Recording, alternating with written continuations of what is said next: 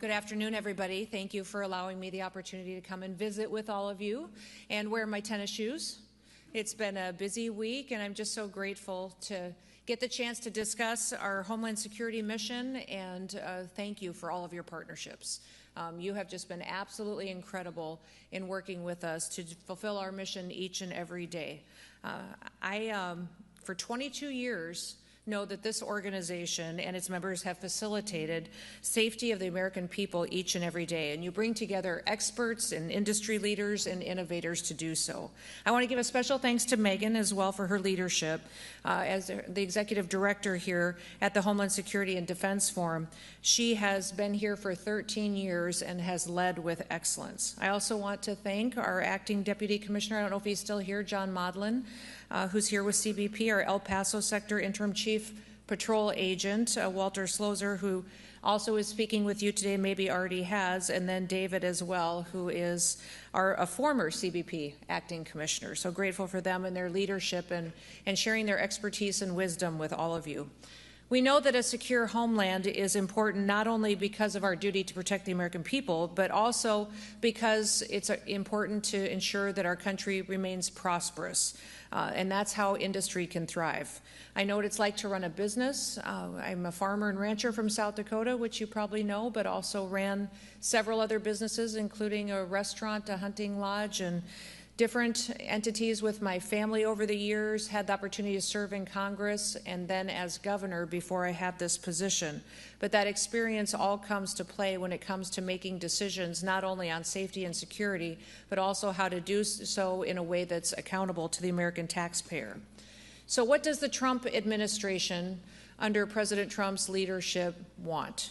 What do they want to do as far as building partnerships with all of you? What are our goals? And that is what I'm here to discuss with you today. The president wants a country where our citizens can live in peace, where business is booming and opportunity abounds for all of those who play by the rules and follow the law. Today, I'm happy to tell you that President Trump is indeed making America safe again. And I think all of you know that from what you see out on our streets and in our communities today. And he's setting records and breaking records in the process. When President Trump returned to office, one of our top priorities was getting the Department of Homeland Security back on track. As you know, in many situations, our law enforcement officers weren't allowed to do their jobs. People and departments and components under our umbrella were off mission and were not doing the duty that they needed to protect America. For 4 years, the Biden administration pulled DHS and other vital parts of our national security away from our core missions. There's no clearer example than the disastrous open border policies that we saw perpetuated and the invasion which was facilitated by the administration. They brought crime and violence and unprecedented drugs to our communities. Terrorists flooded our country, and countless citizens of adversarial countries waltzed right in over our border. Customs and Border Protection was prevented from doing its job, and worse, they were used many times to funnel aliens in as quick as possible. President Trump has put an end to that, delivering the most secure border in American history. In fact, we've just reached our 7th month of 0 illegal aliens released into our streets. Border crossings are down over 93% year over year. Meanwhile, we're removing illegal aliens who came in under the Biden administration. By the end of this year, 2.5 million illegal aliens will have left our country.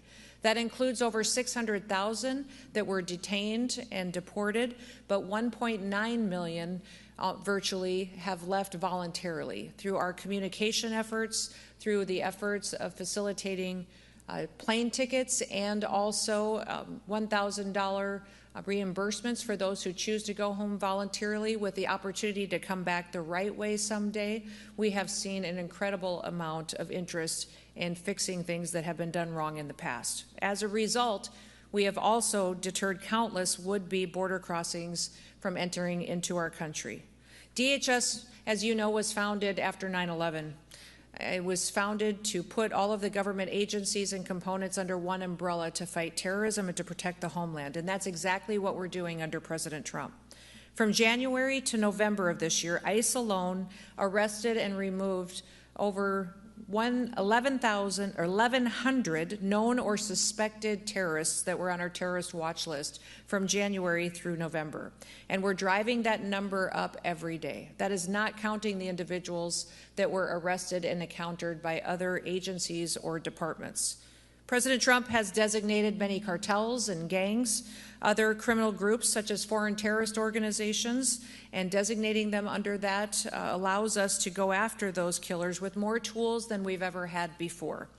Through our Homeland Security task forces, which I co-lead alongside our Attorney General Pam Bondi, DHS is working with other departments as well as our international partners and organizations to crack down on cartels and terrorists and other transnational criminal organizations. Since late August, the Homeland Security Task Force has seized more than 461 metric tons of drugs and millions of dollars in assets.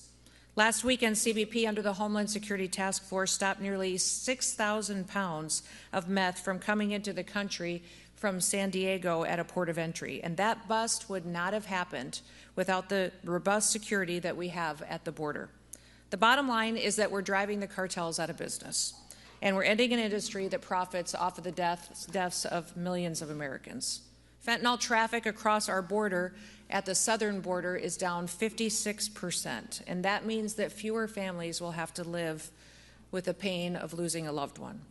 We're taking the fight to make America safe again to our enemies, and we're going after them on the high seas as well. We know that our maritime borders need to be defended, and since January, the U.S. Coast Guard has seized enough cocaine to kill 177 million Americans.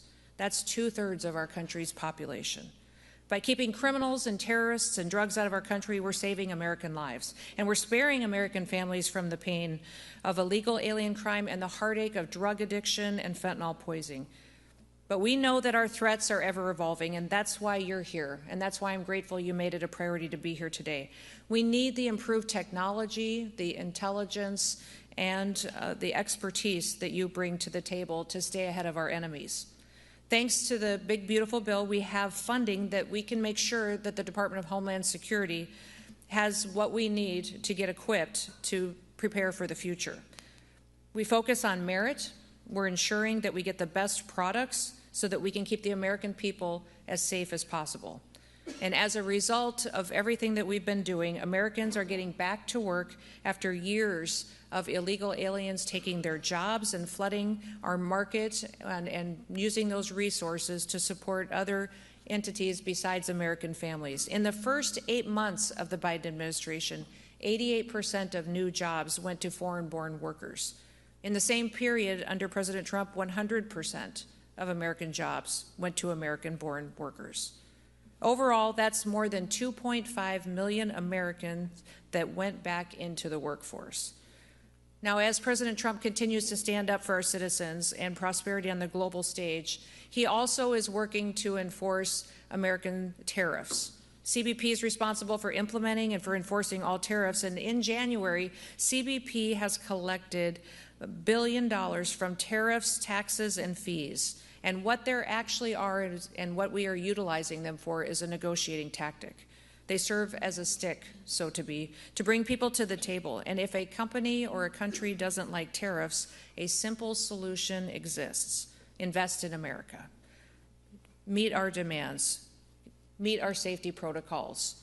You won't regret it. You won't have any tariffs, and we want to do business with you if we do it the right way. And we will rely on our international relationships and partnerships to keep our country safe. As President Trump's DHS secretary, it's been an absolute honor every single day to get up and to have a purpose of safety and security with the United States and be able to negotiate with our international partners. And since January, we have secured, under the Department of Homeland Security, over 30 international agreements that don't just tighten our security operations, but they also help us with travel, and 17 of those I have personally signed with our international leaders. For example, the biometric data sharing partnership agreements that we've signed with countries in the Western Hemisphere have allowed us to identify threats to the United States and to the region. And these data exchanges have allowed us to better understand the movement of bad actors in the hemisphere and identify them if they come to the United States. Many of you have the technology and the innovation to help us do that even better. And among those that we have identified, we have found nearly 100 known and suspected terrorists just from those agreements that we've signed in the last several months. America is not just a nation that is important, but it also needs to refocus on being the Arctic nation that it is, and we have been since the 1850s. Under President Trump, we're finally acting like it. We need to revamp our shipbuilding industry to revitalize the Coast Guard to help defend it. And last month, I hosted the ministers from Canada and Finland here in DC to continue our icebreaker collaboration effort, our ICE Pact, to strengthen our maritime capabilities, to rebuild America's shipbuilding industry, and to increase our presence in the Arctic region to deter our adversaries. ICE Pact brings together the governments of our countries, our three nations, and it brings private industry in